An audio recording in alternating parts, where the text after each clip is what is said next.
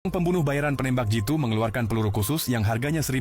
Ia memasukkan peluru itu ke dalam senapan sniper miliknya dan memegangnya dengan erat. Targetnya adalah membunuh presiden yang menghadiri sebuah acara. Namun tepat saat ia hendak menembak, seseorang tiba-tiba menembak istri presiden. Orang-orang panik dan kekacauan terjadi di mana-mana. Sementara itu, seorang reporter berhasil menangkap wajah sang pembunuh dengan kameranya dan segera melapor ke polisi. Sang pembunuh panik dan menelepon bosnya. Bosnya memerintahkannya untuk segera melarikan diri dari tempat itu. Sang pembunuh segera meninggalkan lokasi, turun tangga, dan mengintip keluar jendela untuk melihat situasi. Pada saat itu juga, pasukan pengawal presiden menyerang. Ia merangkak menjauh dari jendela dan bersembunyi di sudut ruangan. Sementara itu, ratusan kendaraan polisi mengepung gedung dan pasukan khusus dikirim masuk untuk membunuhnya. Sang pembunuh merusak sebuah pintu rahasia di dalam kamar mandi dan masuk ke dalamnya sebelum pasukan itu tiba. Ia tiba di sebuah tempat di mana ia bisa mengambil waktu untuk berpikir dan merencanakan langkah selanjutnya. Namun pasukan khusus mulai melemparkan bom asap ke berbagai bagian gedung. Sang pembunuh sangat licik. Ia memikirkan sebuah trik, menyerang seorang polisi secara diam-diam sehingga polisi itu jatuh pingsan tanpa menimbulkan suara. Lalu ia mengenakan seragam polisi itu dan membawanya ke ambulans. Tak ada yang mencurigainya. Saat melihat kesempatan, ia melarikan diri dari tempat itu. Namun seorang polisi di atap gedung melihatnya dan mencoba menembaknya. Tapi pada saat yang sama, sang pembunuh menghilang di antara semak-semak. Tak ada yang pernah melihatnya lagi. Sang pembunuh sampai di rumahnya, melepaskan seragamnya, dan duduk dengan nyaman. Ia lalu melihat di televisi bahwa reporter yang telah mengambil fotonya kini sedang menampilkan wajah dan identitasnya ke seluruh dunia. Sang pembunuh mulai panik, mengumpulkan semua informasi tentang reporter tersebut dan pergi ke rumahnya dalam gelapnya malam untuk menculiknya. Sang pembunuh meminta kamera yang berisi fotonya, tapi reporter perempuan itu menyemprotkan gas merica ke matanya. Namun semprotan itu tidak berpengaruh padanya. Ia mulai menggeledah tas sang wanita, mengeluarkan semua isinya, dan mencari fotonya. Lalu ia menemukan kartu memori yang berisi foto tersebut. Namun sebelum ia sempat menghapus apapun, saluran berita lain mulai menayangkan fotonya di mana-mana. Saat itu juga sang pembunuh merasa bahwa rumahnya sudah tidak aman. Ia menggandeng tangan sang reporter dan mulai berlari secepat mungkin.